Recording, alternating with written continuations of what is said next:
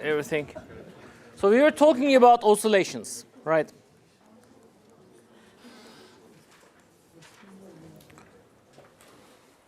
And let's take the simplest model that we can solve, just as we did in the previous lecture.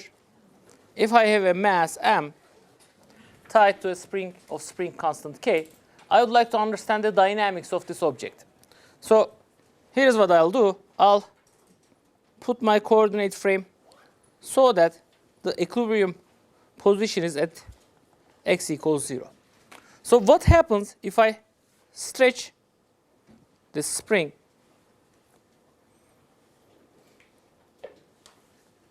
to an initial length of a and let the system go?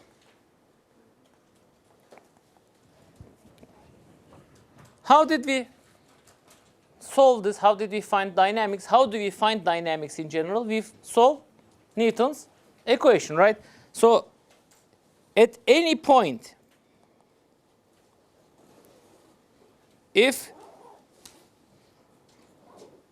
the spring is stretched by x, the force on my mass is towards the equilibrium direction, and F was minus k times x, where k is the spring constant. So the Newton's equation I need to solve is F equals ma.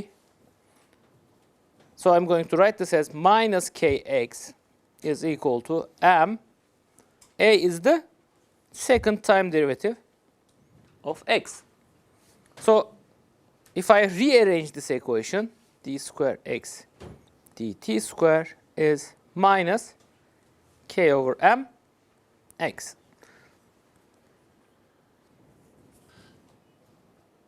In one way, we said this requires new math for you. This is a differential equation. But if I look at the same equation in another way, it's just telling me to find a function for which two derivatives means just multiplying by a negative constant, right? What kind of functions do we know with this property? Sine and cosine, okay? So basically, I'm solving this equation by inspection, okay? I'm saying, hey, x of t must be either a sine function or a cosine function. Now, it will be a function of time, but I don't know what time is scaled with, so I don't know the frequency of the motion.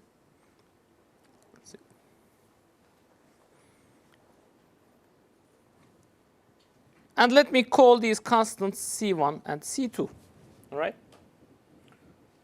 First, let's make sure that such a solution indeed satisfies my differential equation. Okay? So what I need to do is I need to take time derivatives. dx of dt, which I could also call v of t, is if I take derivative of sine, I get a cosine and then omega out, omega c1 cosine omega t. And here, if I take the derivative of cosine, I get minus sine, so minus omega c2 sine omega t. Let's look at the second derivative. If I take a derivative of cosine, I get a factor of minus omega out, and I have sine omega t. And derivative of sine gives me cosine.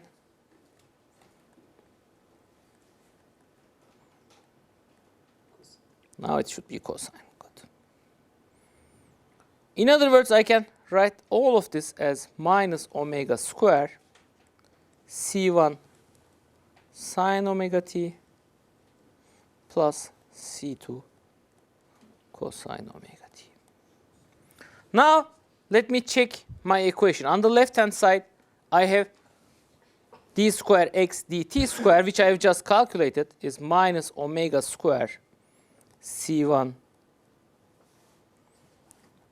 sine omega t plus c2 cosine omega t. That should equal minus k over m times x of t, which I'll just write as c1 sine omega t plus c2 cosine omega t. So indeed, this form satisfies my differential equation if I choose omega to be square root of k over m. Okay, so I have found the frequency of oscillations, or I could say this is the angular frequency of oscillations. All right, but in my solution I had three unknowns, right? What are my unknowns? I don't know what C1 is. I don't know what C2 is. I also don't know what omega is. So 1, 2, 3 unknowns. The solution of the equation gave me one of the unknowns, but I still don't know C1 and C2. How do I find C1 and C2? And there, I'll just do the following. Now, I know the solution as x of t is c1 sine square root of k over m t plus c2 cosine k over m t. How do I C1 and how do I find C1 and C2? Here is the thing. Right now, my equations do not know anything about the initial state, right? How did I start the motion? I actually pulled this spring by an amount A and then let it go. So I have actually two more equations. First, at time t equals to 0, x was equal to A, and at time t equals to 0, what was the velocity? It was 0. So let's now use these equations. At time t equals to 0, c1 sine 0, right? Time equals to 0, plus c2 cosine 0. When I put t equals to 0, this should equal A. Sine 0 is 0. Cosine 0 is 1. So from here, I find C2 is A. How about V of t? We've calculated what V of t is above. Oops. V of t equals to 0 is minus omega C1 cosine of 0 plus, is it minus omega or plus omega? Plus omega C1 cosine 0 minus omega C1 sine of 0 is equal to 0. Sine 0 is 0. This one was C2, right? Cosine 0 is 1. From here, what do I find? C1 is 0. So I've found these constants. Now I know what my solution is. I know that my solution is C1 is 0, so I don't have the sine term. I just have C2, which is A cosine square root of k over m times t.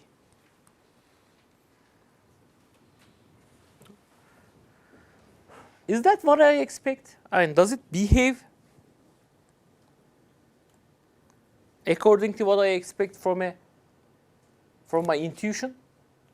Yes, it does. We know that cosine is a periodic function, and I know that if I let a mass go, it will just do oscillations, right? All of us have tied to some mass to a spring somewhere, right? So x of t is going to be a cosine function. Now, how long does it take for this mass to come back to its original place? Cosine is a function periodic with 2 pi. So here, I come back to the same place. So my period is 2 pi over omega, where omega I'll just write as square root of k over m. I don't want to keep writing square root of k over m. And the oscillations are going to be between a and minus a. How about the velocity? Velocity of this object. Velocity is the time derivative of that. So it's going to be minus a times omega times sine omega t. So if I plot the velocity in the same graph, what will I find? What's my initial velocity? 0. It will start from 0. This is going to be a sine function. It's going to be maximum. It may have a different amplitude. It will go up to a times omega. And it's negative, so it should go like this, right? And it will cross 0 exactly when this is maximum.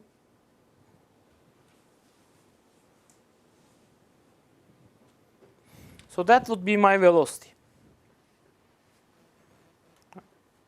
Now, here is the nice thing.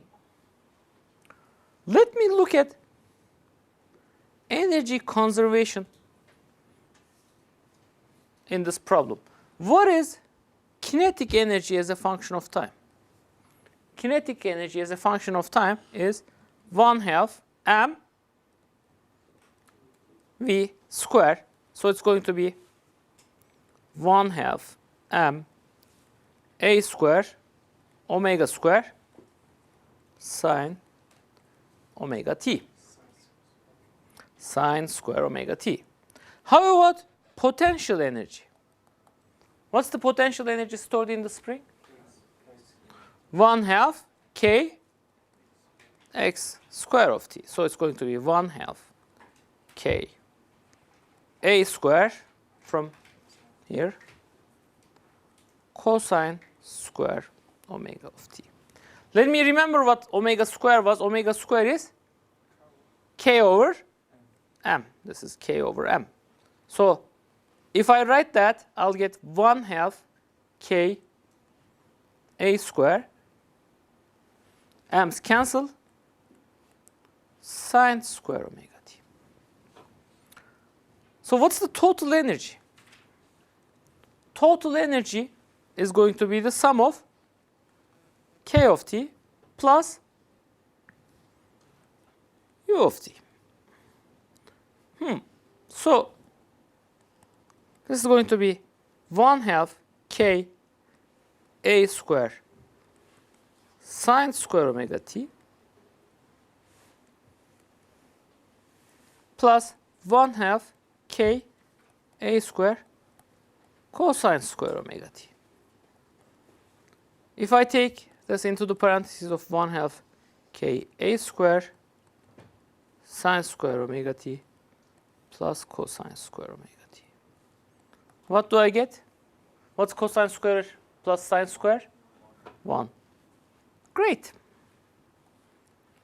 Energy is a constant throughout this motion. We already knew that this is a system where energy is conserved. But look at the forms of these two functions, sine square and cosine square. So if I actually look at the potential energy as a function of time, potential energy is cosine square. So it actually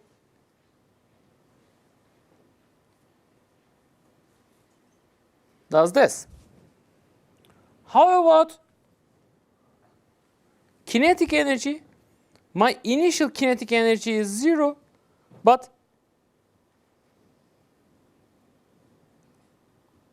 it actually is a sine square function. So oscillation is not only in position and velocity, but kinetic energy, or at the start of the system, at the start, I have a stretched spring. All of my energy is potential energy, right? Then I let the system go. So initially K is equal to 0. But when this object is passing through the equilibrium position, now potential energy is 0, but kinetic energy is a square. Okay. So essentially, kinetic energy and potential energy just oscillate, right, with half the period, not exactly the period, right? Cosine square and sine square, cosine square of omega t is proportional to cosine 2 omega t, right? So energy oscillates between kinetic and potential forms.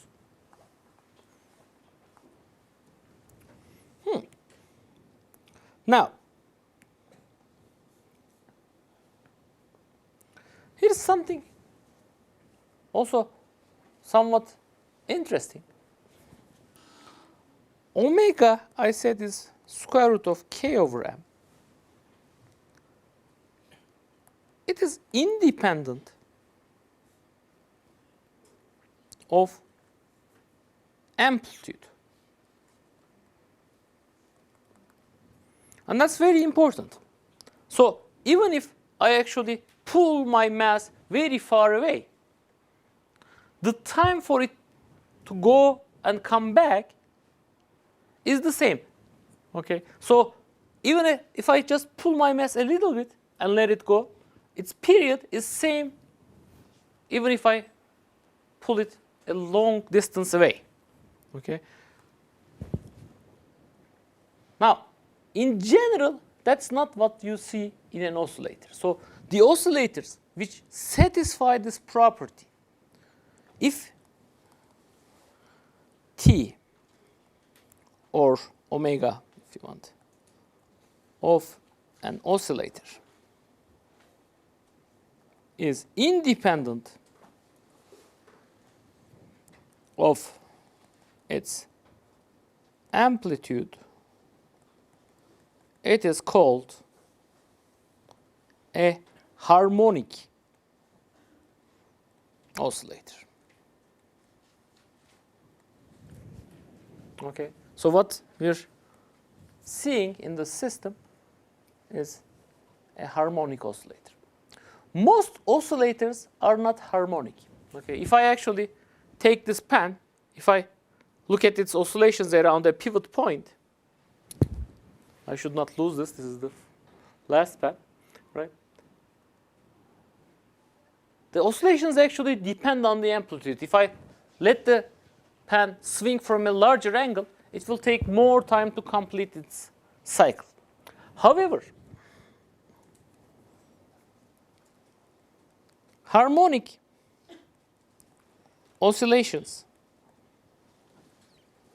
are good models for, or instead of models, I should say maybe approximations for almost all oscillators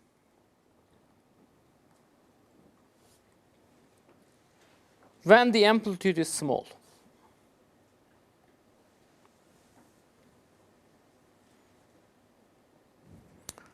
Let me just solve an example and tell you what I mean.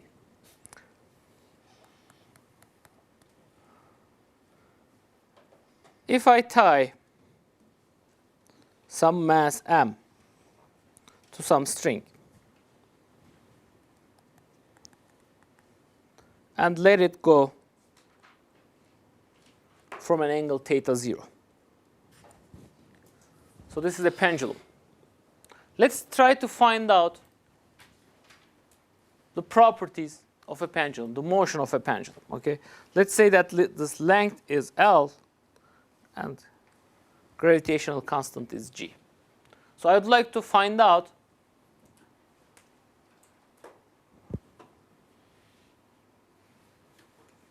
the time dependence of the angle my pendulum makes with the vertical as a function of time. Now, how do I do this? Well, let's consider the oscillator at any angle theta.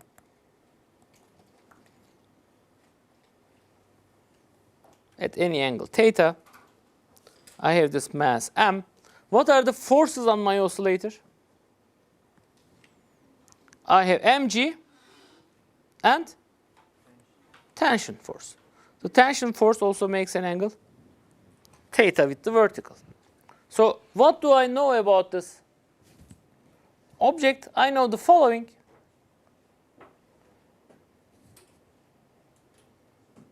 Let me treat this system, let me solve this using torques. Okay? It's better. Can you tell me what's the torque due to tension in this string? Why? The radius and the Because the tension force is actually pointing towards the pivot, right? The cross product would give me 0. So what is actually the torque? The torque is due to mg. So the torque is mg times sine theta. Can you tell me if this torque is trying to swing my pendulum clockwise or counterclockwise?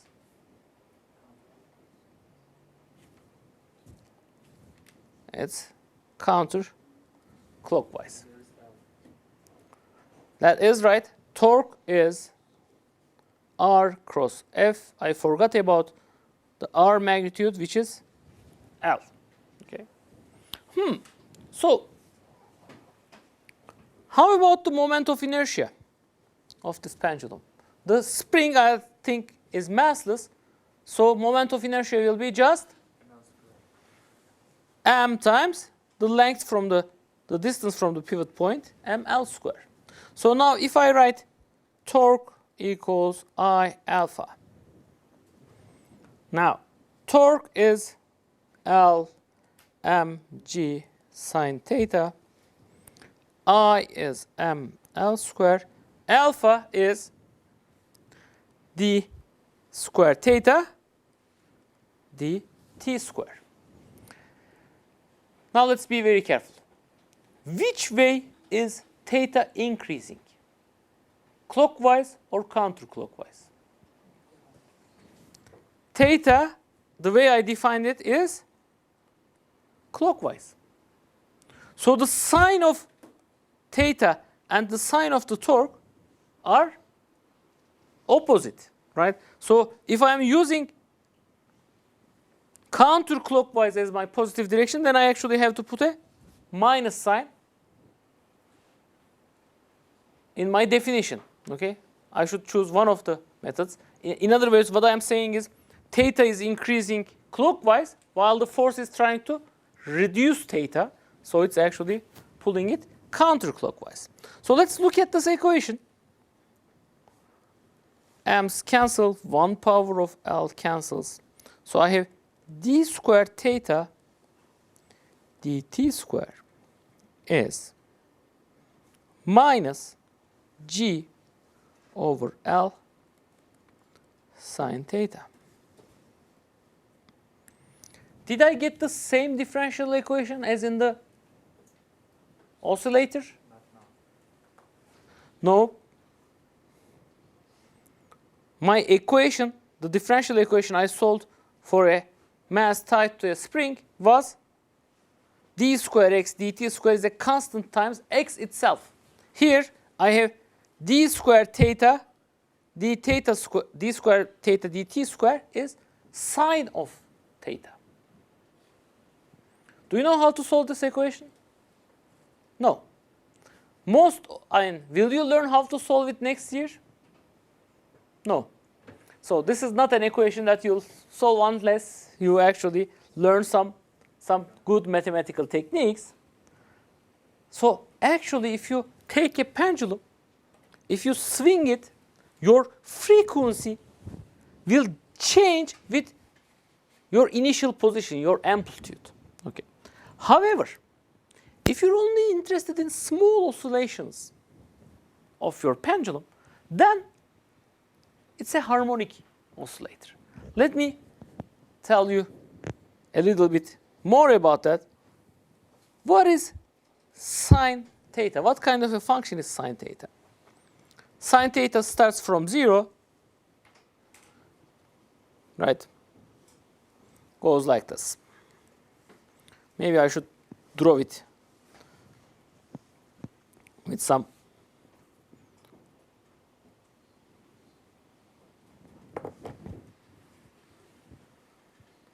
now. Have you learned about Taylor series in calculus?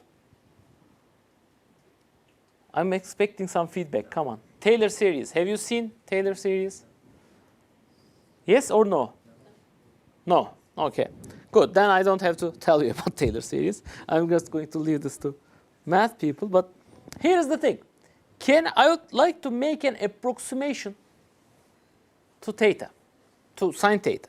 And my first approximation will be the following. I'll say sine theta is almost theta for small theta. If theta is in radians is much less than 1, then sine theta is equal to theta. What does that mean? It means that I'm actually approximating this sine function with a line which has the same slope. When theta is small, so I think you should not believe my drawings. Let's actually calculate these quantities and plot them. Okay.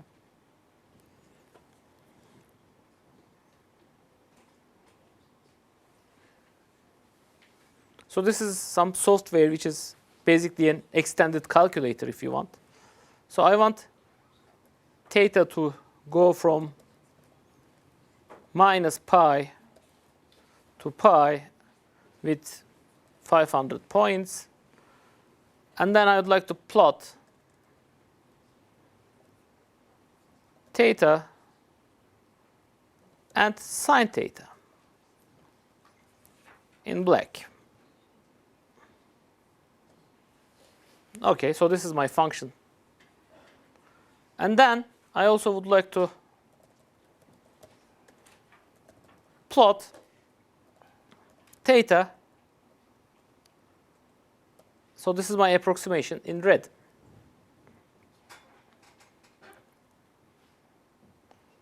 So this is what it looks like. Okay, my approximation. The red line is my approximation, and the x-axis is obviously in radians. So what happens near 0? If I go zoom near 0, these two lines are almost indistinguishable from each other. Right? Until which point? Well, it says something like 0.2 radians, but maybe I should ask this question more carefully. What is my tolerance for error? How much error am I willing to tolerate? Okay. If I'm willing to tolerate, let's say, 1% error in my calculation, then maybe this approximation is good up to 0.2 radians, which is around 10 degrees. Right? So there is a systematic way of doing these approximations. It's called Taylor series. Okay, you're going to learn this in math. So I'd say this is good approximation for theta around 0.2 radians, which is around 5 to 10 degrees.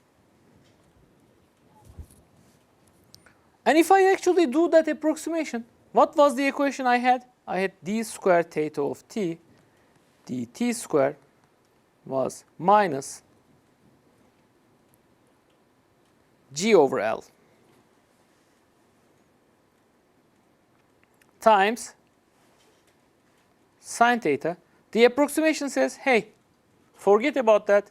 I actually have theta of t here. Okay, that's my approximation. So if I do that approximation, then that's great. D squared theta dt squared is minus g over L theta of t. And once I see this differential equation, I know the solutions. It's a very simple differential equation. Solution is cosine plus sine, right? So let me tell you the trick about these oscillations.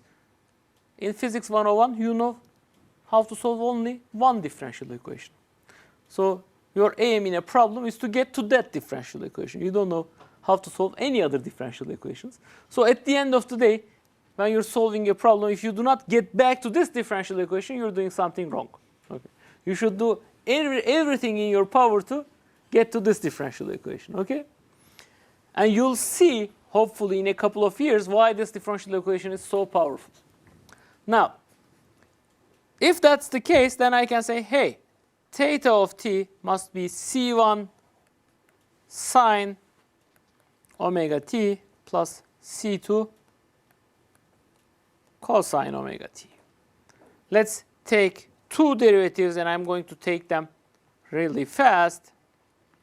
I'll get minus omega square c1 sine omega t minus omega square c2 cosine omega t.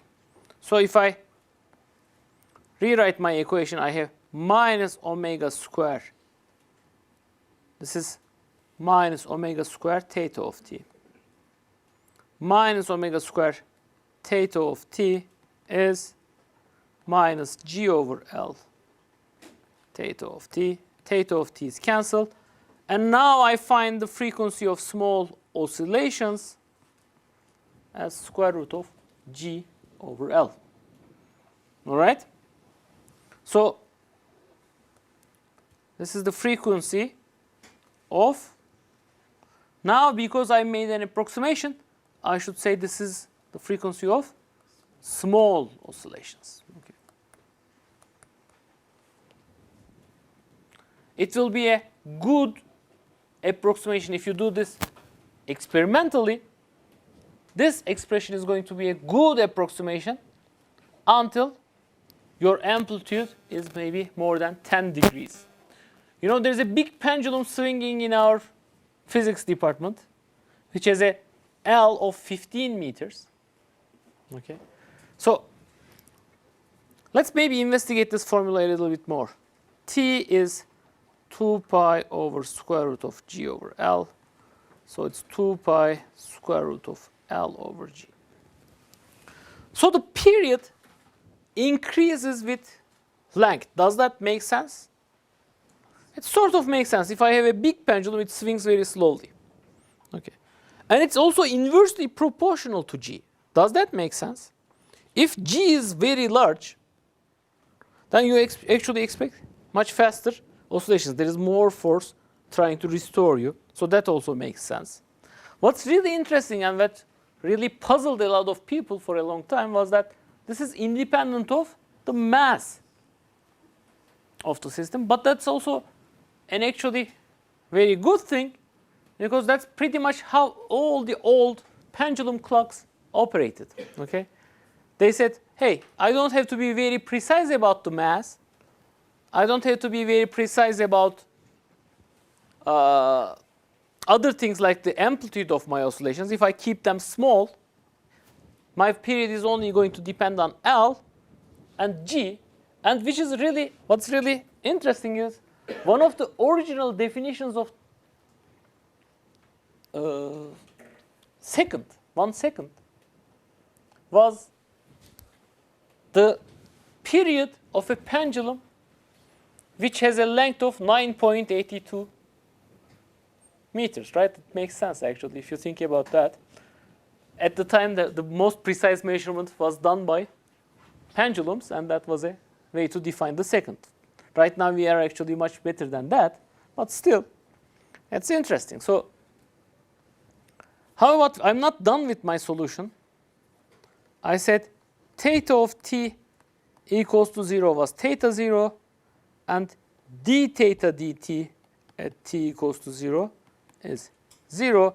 Theta at t equals to 0 is sine dies away. It's just c2. First derivative, cosine becomes sine, that dies away. So it's going to be